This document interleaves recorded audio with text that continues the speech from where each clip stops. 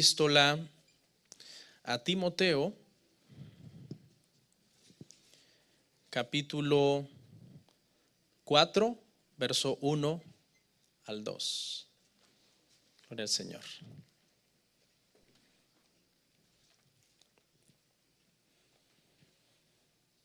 Sí trajo su Biblia, ¿verdad? Gloria al Señor. Vamos a leer y oramos. Repito por última vez. Segunda de Timoteo, capítulo 4, verso 1 y 2. Dice la palabra así: Te encarezco delante de Dios y del Señor Jesucristo, que juzgará a los vivos y a los muertos en su manifestación y en su reino. Que prediques la palabra, que instes a tiempo y fuera de tiempo. Redarguye, reprende, exhorta con toda paciencia y doctrina. Vamos a orar. Padre, gracias. La gloria es para ti, Señor, la honra y la alabanza. Señor, hoy fue un día largo, hoy fue un día difícil para muchos de nosotros, no solamente para mis hermanos que están allá abajo y tienen la responsabilidad de escuchar. También fue un día largo y difícil para mí, que estoy acá arriba y tengo la responsabilidad de enseñarles la palabra. Padre, nos arrojamos a tus pies, Señor, en esta noche, como lo hacían tus apóstoles, cuando tú los enseñabas, algunas veces por largas horas, adoctrinándolos, Padre. Y precisamente eso es lo que significa la palabra discípulo en el original. Alguien que se pone a los pies del maestro para poder aprender. De esa manera nosotros en esta noche nos ponemos a tus pies, Señor, para que seamos enseñados por tu palabra. En el nombre de Jesús, amén. Amén.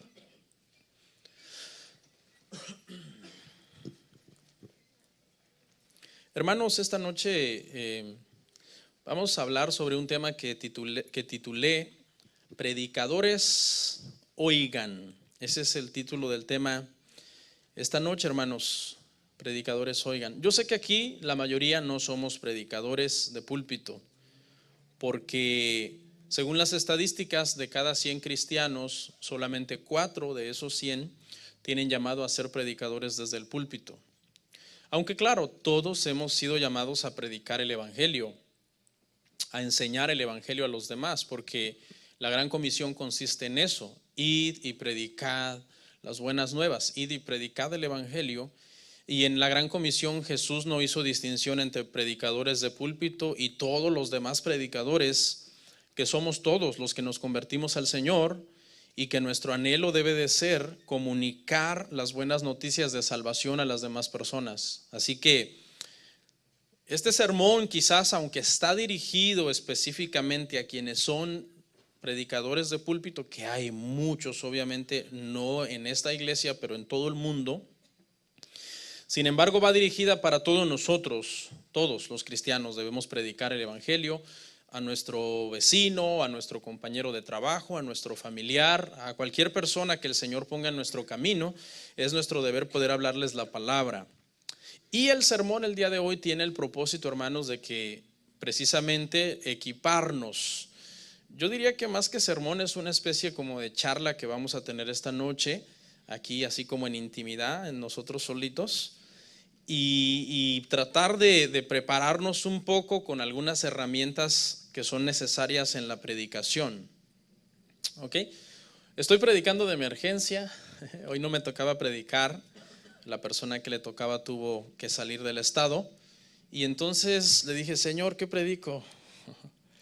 Y entonces sentí en mi corazón precisamente pues predicar algo que motive a los que estamos aquí, porque quizás dentro de alguno de ustedes hay alguien que tiene llamado a predicar. Eso yo no lo sé, eso solamente el Señor lo sabe. Y la idea es esa: descubrir dónde están esos que son predicadores. A lo mejor aquí hay alguien que, no sabemos, algún joven, alguna persona que va a ser un predicador tipo Spurgeon, no sabemos. Para Dios no hay nada imposible, Dios es el que llama. Y Dios es el que capacita a sus llamados según su soberanía y según su misericordia. ¿Ok? Obviamente quiero animarlos a que descubran el llamado que hay en ustedes, si es que lo hay, pero con calma. No un llamado emocional, no un llamado de correr y emocionarse y decir yo, sino un llamado que se cocine a fuego lento en la vida de cada persona para que no se queme en la emoción, ¿ok?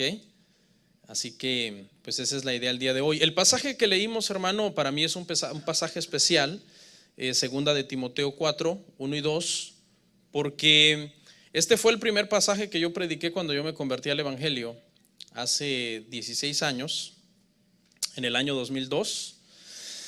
Estaba prácticamente recién convertido y me dieron la oportunidad de compartir la palabra después de bautizarme.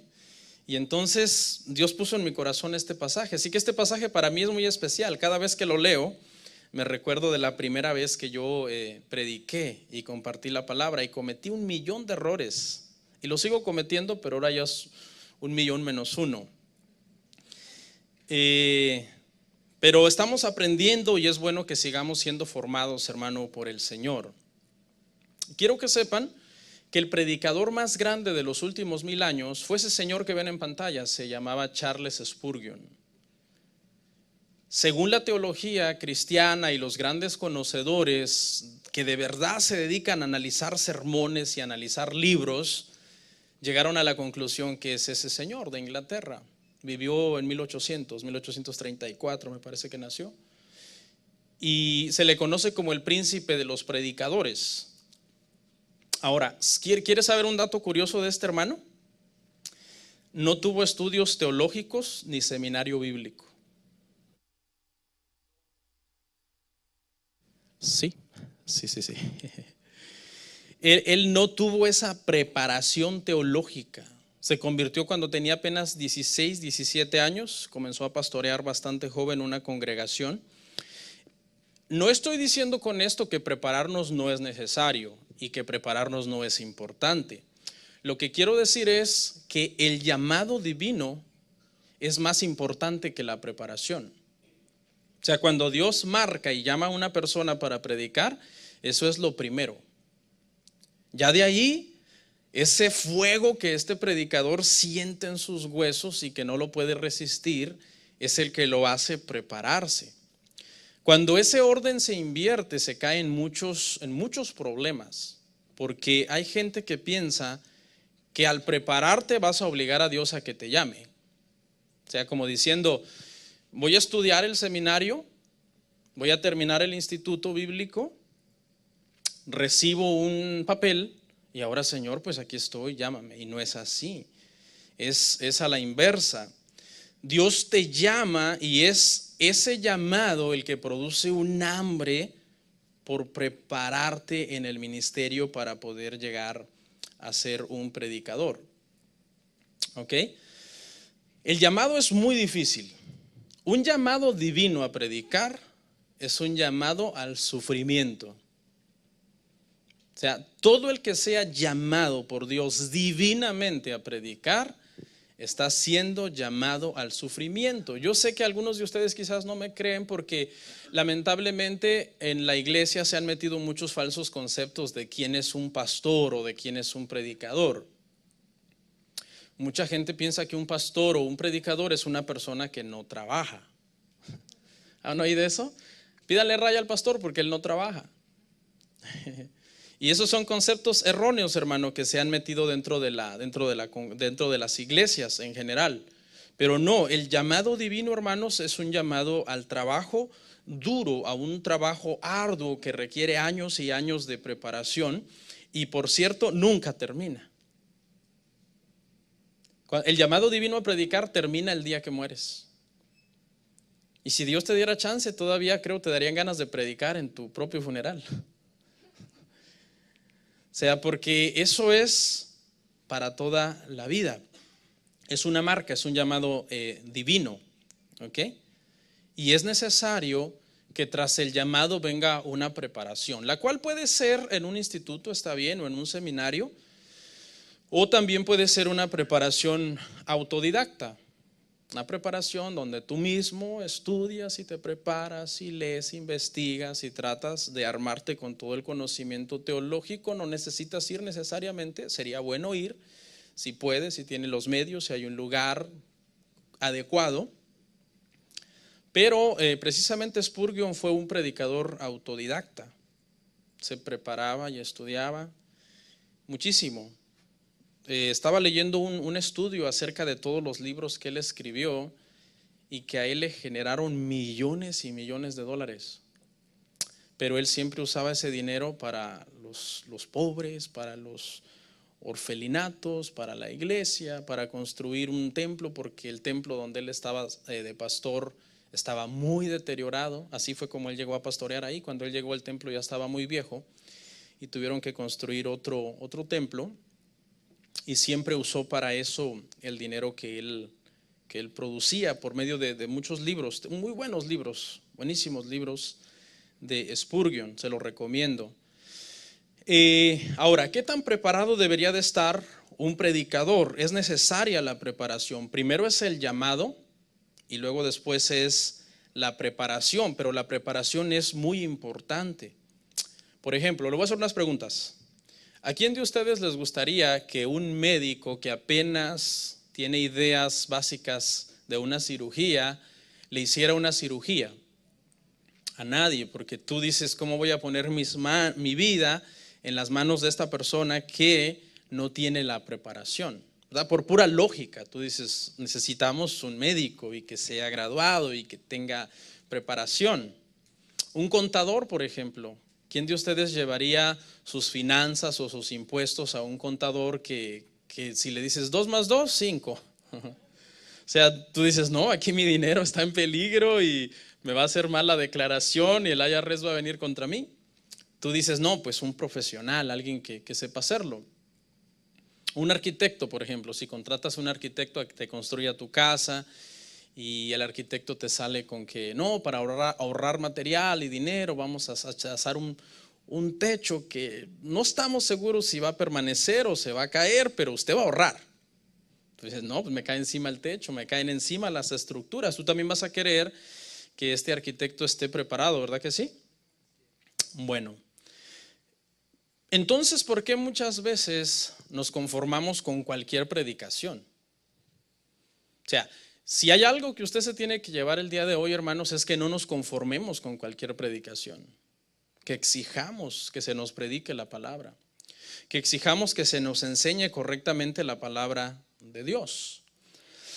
Porque predicar por predicar, cualquiera puede predicar. Cualquiera puede venir aquí, improvisar algo y decir, ya prediqué, citando textos mal o textos fuera de contexto o cualquier otra cosa. ¿Ok? Entonces, si nos preocupamos por las cosas, hermano, naturales de nuestra vida, por una buena casa que sea hecha por un buen arquitecto, por nuestras finanzas que sean manejadas por un buen, ¿qué dijimos? Un contador o por un doctor que te opere bien, ¿por qué no preocuparnos también por nuestra vida espiritual y también exigir que se nos predique bien la palabra del Señor?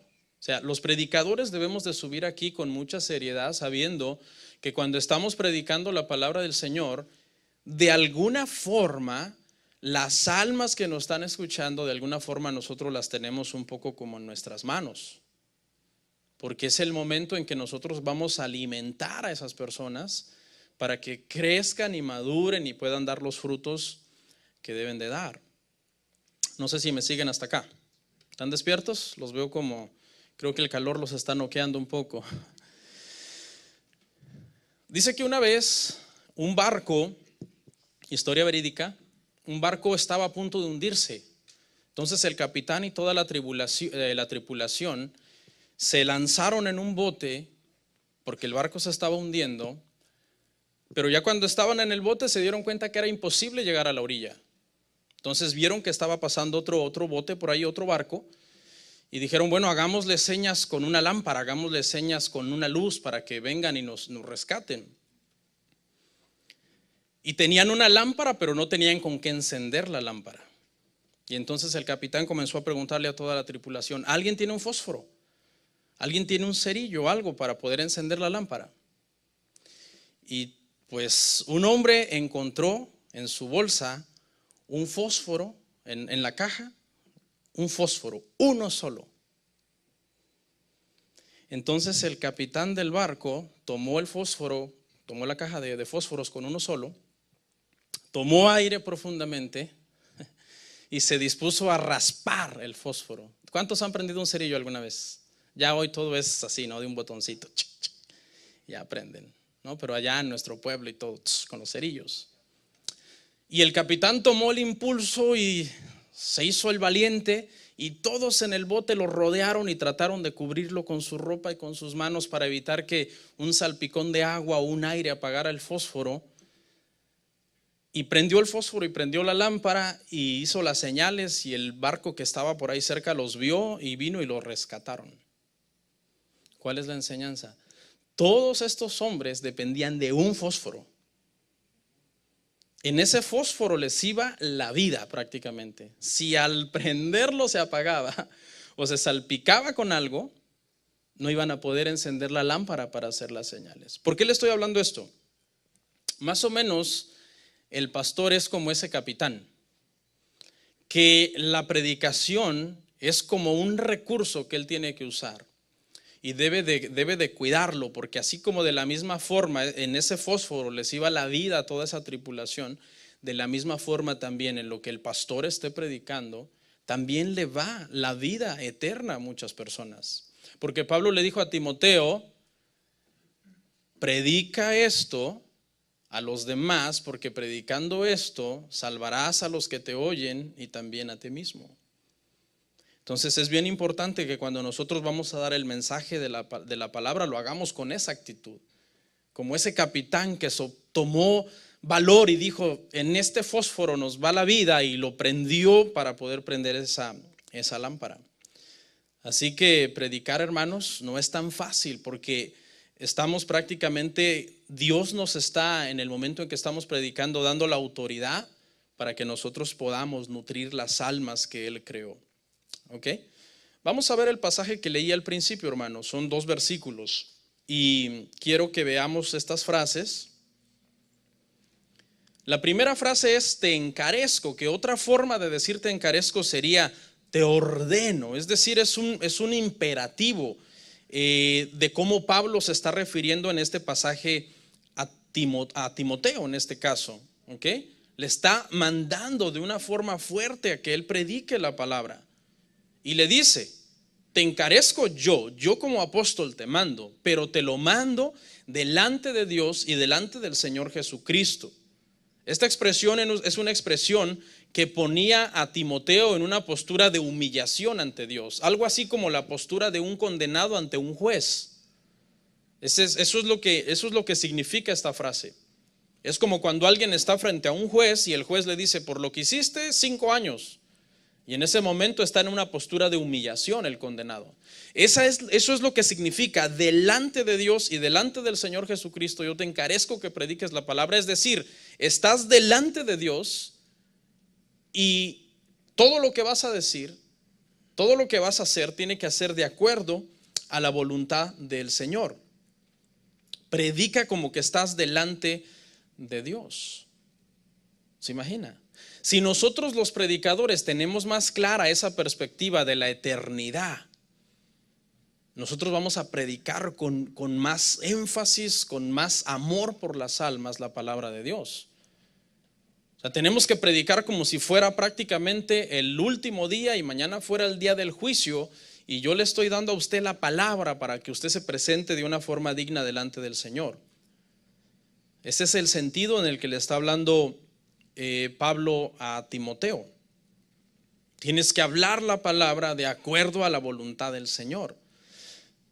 El pastor Sugel Michelén dice en su libro, hay un libro que él escribió sobre predicación que se llama Delante de Dios y de parte de Dios, y le pregunta a los predicadores, les dice, ¿tú cómo te sentirías si tú vas a una reunión donde tú estás sentado en la audiencia y la persona que está enfrente está contando algo que tú le dijiste, pero lo está contando mal?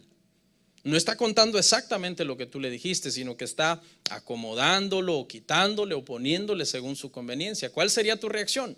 Enojarte. Y yo creo lo esperarías allá afuera. Hey, ¿por qué contaste lo que yo te dije?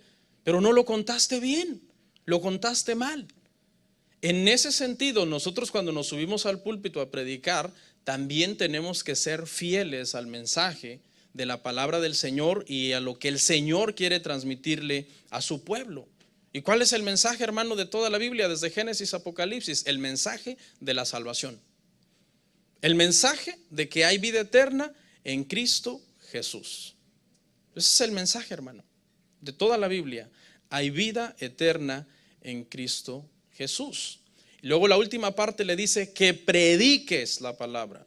Te encarezco delante de Dios, delante del Señor Jesucristo, que juzgará a los vivos y a los muertos. Le dice que prediques la palabra a tiempo, afuera de tiempo, con toda paciencia, con toda doctrina, en todo momento.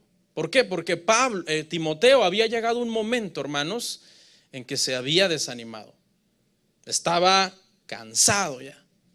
Estaba ya desfalleciendo físicamente. ¿Cuántos se han sentido así alguna vez como humanos que somos? Todos nos hemos sentido así alguna vez, ¿sí o no? Cansados. Porque como estamos en un cuerpo de carne y todavía hay una raíz de pecado en nosotros, de repente nos sentimos débiles. Pero la palabra de exhortación de parte de Pablo es: yo te encarezco, yo te ordeno que sigas adelante. Para nosotros, hermanos, en los que estamos en Cristo, esto no es una opción, que si tú quieres seguir adelante o no. Esto es una orden. Usted debe seguir adelante. ¿A usted alguna vez le va a pasar que dice: ay, ¿será que tiene sentido seguir haciendo lo que estoy haciendo? ¿Será que tiene sentido seguir yendo a la iglesia? Tengo años yendo y mírame, soy peor. Bueno, eso ya no es culpa del Señor. Pero claro que tiene sentido que nosotros nos mantengamos firmes y avanzando en el Señor. Amén. Y entonces Pablo manda a Timoteo a predicar todo el consejo de Dios, a predicar la verdad con amor, pero también el amor con verdad, que son dos cosas diferentes. Una cosa es que yo hable la verdad, pero sin amor, y otra cosa es que yo le hable a usted con mucho amor, pero sin la verdad. Esos son los dos tipos de predicadores que lamentablemente abundan hoy día. Los que dicen solo la verdad, solo la verdad, solo la verdad, pero no están manifestando el amor de Dios, no viven el amor de Dios en su vida. Y están otros que todo es amor, te amo, sigue adelante, Dios quiere lo mejor para ti, y eso no es la verdad tampoco. Entonces nosotros debemos de predicar la verdad y el amor juntos. ¿Okay? En estos días, hermano, como por tantas redes sociales y tanta farándula que hay ahorita, hermanos, por tanta informática, muchas personas quieren ser predicadores, ¿no? Porque implica un poco de fama, de conocimiento, de que alguien te dé un elogio. Pero vamos a ver lo que dice Santiago 3:1, hermanos, a este respecto. Santiago 3:1 dice así, dice: hermanos míos, no os hagáis maestros muchos de vosotros, sabiendo que recibiremos mayor condenación. Hay otro texto en Hebreos que dice que muchos ya deberían de ser maestros, pero este texto dice: mas no os hagáis maestros muchos de vosotros, sabiendo que recibiréis mayor condenación. Y aquí se refiere obviamente a las personas que quieren predicar o que quieren ser predicadores, pero que sus motivaciones son equivocadas, que sus intenciones no son puras. El pastor Miguel Núñez escribió en un libro que se llama Las 95 Tesis, algo bien importante acerca de esto, y él dice que Dios quiere siervos, no celebridades. Siervos, no celebridades. Un siervo es un esclavo de Cristo. Una celebridad es alguien que anda buscando gloria. Pero Jesucristo mismo dijo: yo gloria de hombres no recibo. O sea, la meta del predicador no debe de ser hacerse famoso él, sino hacer famoso a Cristo. Porque finalmente el nombre del predicador es un nombre cualquiera, pero hay un nombre que es sobre todo nombre. Y ese nombre es sobre el nombre del predicador y de todos los predicadores del mundo. ¿Y ese nombre cuál es? Ese nombre es Jesús. Y ese es el nombre que nosotros debemos de predicar. Pablo dijo, yo me propuse predicar a Cristo crucificado y nada más. Para los judíos tropezadero, para los griegos locura, pero ese es mi mensaje, Cristo y crucificado. ¿Ok? Entonces es bien importante que si alguien de acá dice, yo siento, yo creo que yo tengo el llamado, que filtre sus intenciones o sus motivaciones a través de la palabra, porque el llamado a predicar es un llamado a sufrir. Tú quizás ves ahí en el Facebook un predicador que tiene millones de seguidores y que viaja en avión y que duerme en buenos hoteles y que tiene relojes de oro y zapatos de $3,000 y corbatas de $700, etcétera. Y tú dices, no, pues yo quiero ser predicador. Pero ¿será de verdad que para eso nos llamó el Señor? El llamamiento a predicar de verdad es un llamamiento al sufrimiento. Si tú estás predicando y no te estás ganando enemigos por tu predicación, es probable que no estés predicando el mensaje de la Biblia. ¿Ok? Y no se impresione por los predicadores que tienen millones de seguidores. No se impresione por eso. No se vaya con, decimos los mexicanos, con la finta. No, es que debe de estar en lo correcto. Mira, tiene millones de seguidores. La mayoría no siempre tiene la razón. Dice que el Señor a muchos de estos predicadores al final de los tiempos, ¿qué les dirá? Cuando le digan, Señor, Señor, en tu nombre echamos fuera demonios, profetizamos, sanamos a los enfermos, hicimos un montón de cosas. ¿Qué les va a decir el Señor? Apartaos de mí porque yo nunca os conocí. ¿Quién sí los conoció? Millones de gente sí los conoció. Pero ¿quién no los conoció? El Señor. ¿De qué sirve que millones los conozcan si el que de verdad los debe reconocer no los reconoce? Porque el mensaje no es el mensaje verdadero de la palabra de Dios. ¿Me sigue? Entonces, no se trata de pescar halagos, se trata de pescar hombres con el mensaje del evangelio. ¿Ok? Y para merecer ser predicador, lo número uno es un llamado. No todos los llamados son iguales, obviamente. Hay predicadores que tienen más dones. Tienen muchísimos más dones un predicador A que un predicador B, y ambos pueden tener el llamado, pero aquel tiene muchas más gracias. ¿Qué debe hacer el predicador B? ¿Llenarse de envidia? ¿Odiarlo? ¿Criticarlo? No. Adorar a Dios por los dones y por las gracias que Dios ha puesto sobre el predicador A, porque él merece estar predicando la palabra por el llamado que Dios puso sobre su vida. ¿Usted se ha preguntado por qué esto es un monólogo y no un diálogo? O sea, ¿qué me da derecho a mí de pararme aquí a hablar y que usted esté callado? ¿A quién me dio el derecho de ganarme su silencio? ¿Por qué no se para usted y grita? Bueno, porque lo corro, ¿no? No, no es eso, no es eso. O sea, no estoy diciendo que un día alguien no se puede parar y decir, estás mal y que no sé qué, porque eso ha pasado en las iglesias. Y algún día quizás nos va a pasar también aquí. Y nos va a tocar correrlo, llamar a la policía y no sé, ¿no? Pero ¿a dónde quiero llegar? A donde quiero llegar es que la autoridad sobre el predicador para que los demás guarden silencio y lo escuchen está en el llamado que Dios ha hecho a ese predicador. Por eso es que esto es algo donde el predicador está hablando y usted está escuchando, porque el predicador trae un mensaje de parte de Dios. ¿Ok? Y usted debe de aprovechar ese mensaje, debe de nutrirse en la palabra del Señor, aprender todo lo que es necesario. ¿Ok? Fíjese qué cosas necesitamos combinar para que crezcamos como iglesia. Escuche, si combinamos estas dos cosas, hermano, vamos a crecer como iglesia en cuestión de entendimiento bíblico. Dos cosas: combinemos un buen sermón con un buen oyente, porque uno solo no sirve. Un buen oyente y un mal sermón, ¿a dónde llegamos? A ningún lado. Un buen sermón y un mal oyente, tampoco. Yo puedo recitar y recitar cientos de sermones desde aquí, pero usted le entra por aquí, le sale por aquí.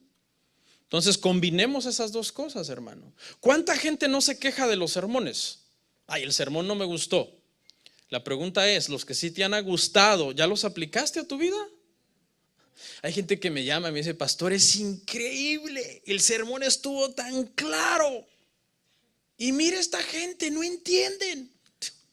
No puedo hacer nada. ¿Por qué? Porque muchas veces queremos exigir un buen sermón, pero ¿qué pasa si yo me pongo a exigirle a usted que dé frutos de acuerdo al sermón? Eso es lo ideal y eso es lo que todos tenemos que hacer, hermanos. Hagamos eso. Ahora, vamos a ir a Jeremías 27 al 10, hermanos. Jeremías 27 al 10, porque Jeremías, hermano, tuvo un llamado a la predicación, a hablar en el nombre del Señor, y fue bien fuerte el llamado sobre este profeta. Y aquí es donde vamos a ver bíblicamente, hermano, lo que yo les estaba diciendo, de que el llamado a predicar incluye sufrimiento. Jeremías 20 del 7 al 10 dice el profeta así, dice: me sedujiste, oh Jehová, y fui seducido. Más fuerte fuiste que yo y me venciste.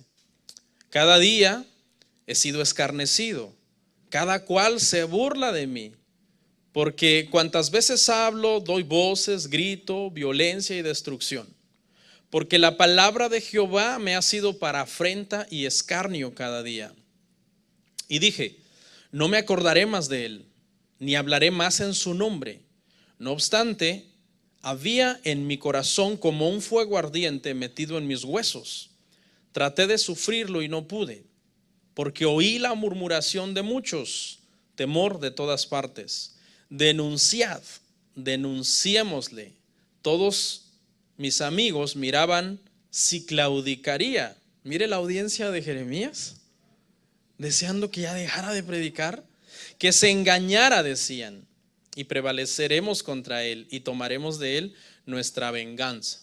Profeta llorón, así lo conocen en el mundo de la teología a Jeremías, como el profeta llorón, no porque fuera un debilucho, llorón. No nos equivoquemos, sino porque sus oyentes lo odiaban, no querían oírlo más. Y llegaba un momento en que decían: castiguen a Jeremías, métanlo en un hoyo, no le den de comer, denle solo agua. Y era bien difícil. El llamado de Jeremías a amonestar y hablarle al pueblo fue bien duro. Pero ¿sabe qué lo mantuvo? Que el llamado era genuino. Era un llamado tan genuino que dice que hubo un momento en que él quiso dejar de hablar la palabra, quiso dejar de hablar en el nombre del Señor. Y el llamado estaba tan fuerte en él que el Señor dice, utiliza esos términos: me sedujiste y fui seducido, pero no tiene con ninguna connotación erótica ni nada de eso, no, sino una connotación de ese fuego de Dios, esa carga que Dios ponía sobre él de hablar la palabra. Si aquí hay alguien que de repente dice o le pasa un flashazo por la mente y dice: yo creo que yo tengo llamado a predicar, si tú no sientes esto, no tienes llamado a predicar. Un llamado a predicar es algo que tú puedes pelear en contra de ese llamado y el llamado te vence. O sea, simplemente estás marcado, predestinado para eso. Y aunque trates de pelear contra Dios y de resistirte a eso, es algo que acabas haciéndolo porque, como dijo Jeremías, tú fuiste más fuerte que yo. Eso es el llamado divino. Alguien que diga: no, pues ahorita todo el mundo puede, hago mi fanpage, empiezo a subir videos y que no sé qué. Eso no es el llamado. O ya no, por aquí hay 2 que andan conmigo y hay otros 2, ya son 4. Con los diezmos de esos 2 ya no hago nada y me quedo en mi casa. No, eso no es llamado también. El llamado es algo divino. Es algo que dice Jeremías: entró a mis huesos, fue como un fuego, traté de sufrirlo, dije: ya no hablaré más en el nombre del Señor. Y el Señor vino sobre mí y no pude soportarlo. Yo le testifico que es algo así como, el llamado, hermanos, a predicar es algo más o menos como estar enamorado cuando eres un adolescente. ¿Cuántos adolescentes están enamorados? Espero que ninguno. O joven ya, adolescente, 18, 19, 20. No sé si se acuerdan, ¿alguien de ustedes alguna vez estuvo enamorado de su pareja o nomás se casó porque ya ni modo, ¿no? No sé si se acuerdan, estar enamorado es algo que te quita el hambre, te quita el sueño, no dejas de pensar más que en esa persona y le andas escribiendo ahí cartas. O sea, es un estado de enamoramiento y más o menos el llamado a predicar es eso. No dejas de pensar en eso, se te quita el hambre, no puedes comer, pasas leyendo la Biblia, pasas estudiando, investigando, preparándote y tú dices, ¿y por qué me estaré preparando tanto si en la iglesia ni me dejan predicar? Pero es eso, hay un llamado, hay un fuego que te está consumiendo. Y estoy tratando de abundar un poco en esto por si alguien aquí quiere descubrir, dice, ¿será que yo tengo llamado? Es eso, el llamado es algo divino, irresistible, es un llamado irresistible que Dios hace a una persona. Ahora le voy a hablar más o menos de algunas cosas porque yo digo que el llamado a predicar es un llamado de sufrir. Y es que algunas veces ya no quieres predicar más. ¿Okay? Eso es normal porque somos humanos. ¿Okay? Puede ser por varias razones, ya no quieres predicar más porque tú dices yo predico santidad y de gracias recibo pecado. Esa puede ser una razón. Otra puede ser que tú quieres ver resultados. Señor, yo voy a predicar. Me acuerdo cuando yo era un poco más inmaduro. Señor, yo voy a predicar, pero el primer año yo quiero 500. Si no, pues yo creo que ya no, Señor. Y empieza uno con una inmadurez de que ni estás ni preparado para pastorear a 10, porque ya se andan peleando entre ellos, pero tú quieres 500. Eres como un niño en ese sentido. Y tú quieres ver, Señor, y se te empieza a meter el ego, y se te quiere levantar el orgullo. Y ya ves poquito, Señor, ¿qué pasó? Yo no me merezco esto, Señor. Merezco miles. Y eso es señal de que estás mal, que el Señor necesita trabajar en ti. ¿Usted sabía que Dios no nos debe ningún favor? Dice el pastor John MacArthur que si el día que el pastor va a predicar el domingo, su esposa y sus hijos llegan a oírlo, que se dé por bien servido. Porque eso significa que tienen buen testimonio de él en su casa. Y yo estoy completamente de acuerdo. Dios no nos debe ningún favor. Si a partir de hoy, de esta hora, Dios nunca más te hiciera un favor más, que todo te saliera mal, ahorita tu carro chocas y después vas al hospital y después te encuentran una bacteria y después te tienen que transportarte a no sé dónde y todos los días fuera mal. Aunque así fuera, no tienes derecho a reclamarle nada a Dios, porque el favor más grande ya Cristo nos lo hizo en la cruz. Dios no nos debe nada, hermano. Nada, Dios no nos debe nada. El día de mañana no nos lo debe. Eso dice la Biblia, que nadie se jacte del día de mañana. El día de mañana Dios no nos lo debe. La comida de mañana Dios no nos la debe. Si Él quisiera quitarnos el día de mañana, quitarnos la salud el día de mañana, quitarnos la comida el día de mañana, matarnos el día de mañana, está en todo su derecho. Yo sé que esto es un mensaje muy pesimista para algunos. No sé, pastor, pero yo quiero favores de Dios. Yo quiero que Dios haga esto por mí y me dé el otro. Tenemos que entender, hermanos, que el favor más grande que ya nos hizo el Señor es el favor que Él nos hizo en la cruz, de darnos vida eterna. ¿Decimos amén? Otra cosa, cuando predicas, debes de saber que vas a ser mal interpretado. Eso es parte de predicar. Y predicar consiste, precisamente como decía yo hace un rato, en ganarte enemigos, rivales, indirectas, gratis. Pero es parte del proceso de la formación que Dios tiene en la persona. ¿Qué más? A veces estás muy cansado físicamente también, porque predicar es pesado. Estudiar, predicar, prepararte, es muy pesado físicamente. ¿Okay? No solamente el trabajo físico allá afuera, poner roofing, cortar pasto, pintar, poner carpeta, todos esos trabajos que son muy bonitos, no solamente esos trabajos son pesados, también predicar es bien pesado. Cuando una persona dice, no, yo voy a hacerme predicador y pastor porque ya no aguanto este trabajo de la construcción y cuando yo sea predicador me la voy a llevar relax, está equivocado. Está equivocado. John Baxter, un predicador del año 1600, que escribió un libro muy bueno, El Pastor Reformado, dice que su vida ministerial era tan pesada que él decía, aun cuando yo estoy en mis horas de descanso, estoy trabajando más que los que están trabajando en el campo. Eso era lo que decía este predicador que se dedicaba a predicar la palabra del Señor.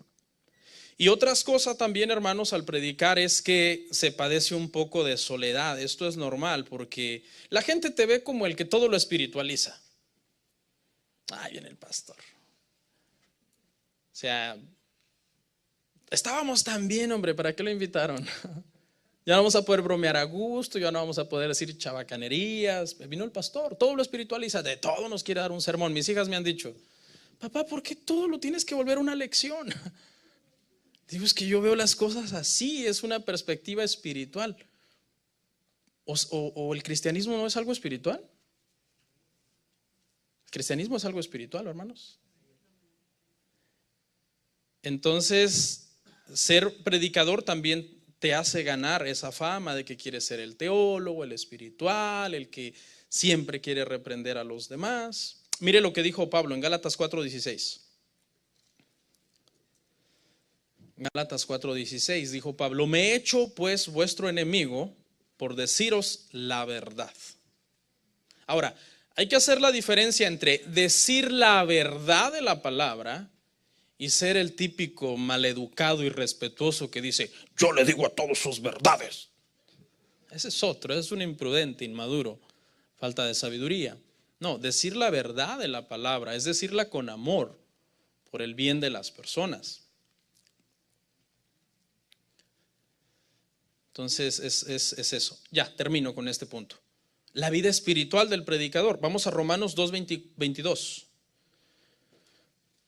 Romanos 2:22 al 24. Ya con este punto termino, hermanos.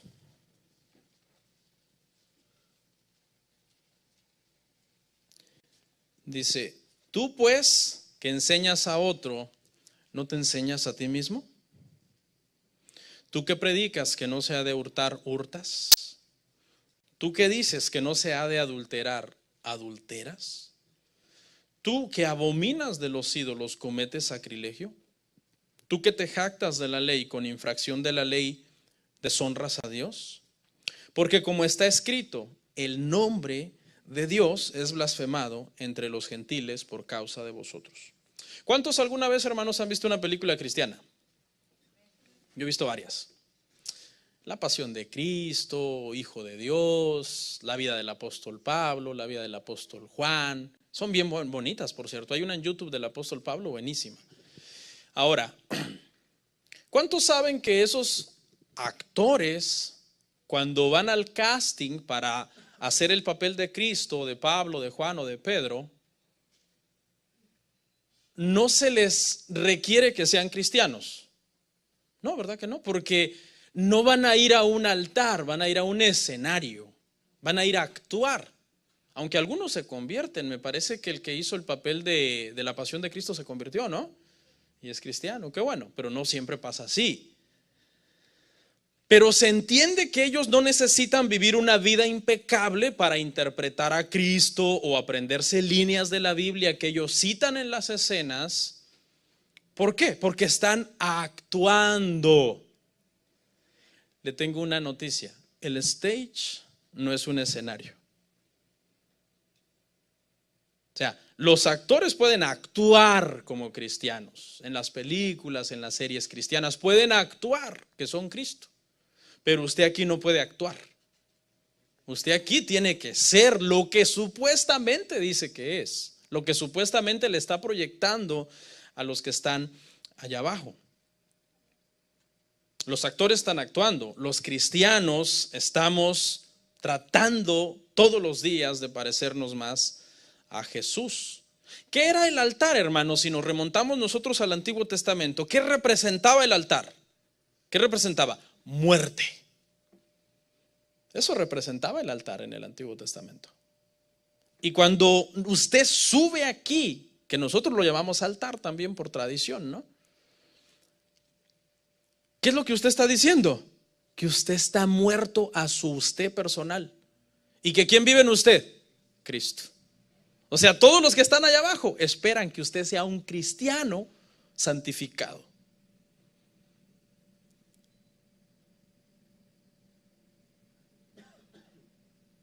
Entonces es necesario la vida espiritual de todos los que predicamos. Dice ahí en ese pasaje, no podemos decir una cosa y hacer otra. O no podemos decirle a la gente, usted haga esto y yo no hacerlo. Sería una contradicción.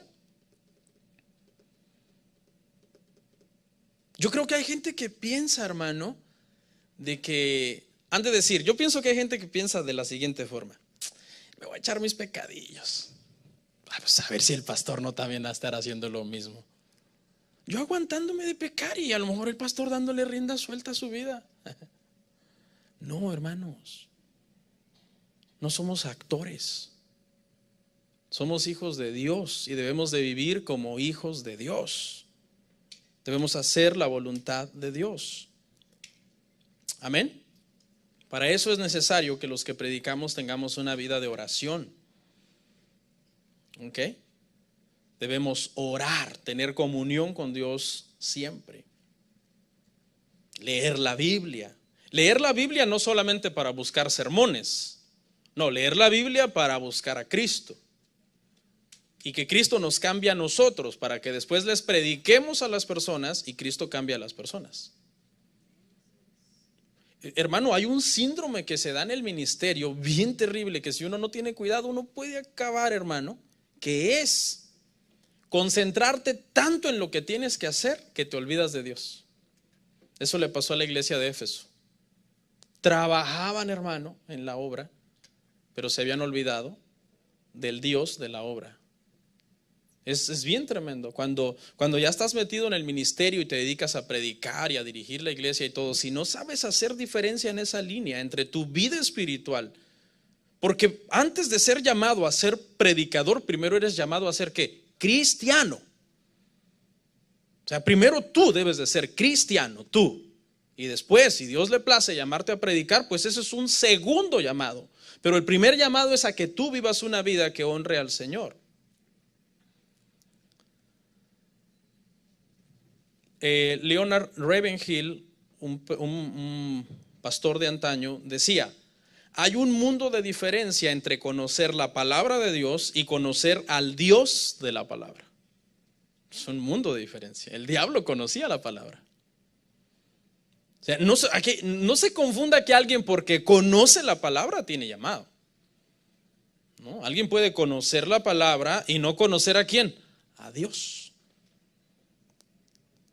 Cuando tú conoces la palabra y tú conoces a Dios, esas dos cosas combinadas son las que hacen que tú le sirvas a Dios con dignidad. Entonces, nuestro primer llamado como predicadores es a la santificación. Y si tú no haces caso de tu llamado a la santificación, olvídate de tu llamado a la predicación. No hay ningún llamado a la predicación en ti. Necesitamos predicadores, pero que tengan llamado de parte de Dios.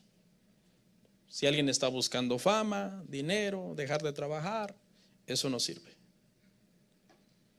Porque tenemos que entender que un llamado a predicar desde el púlpito es un llamado al sacrificio.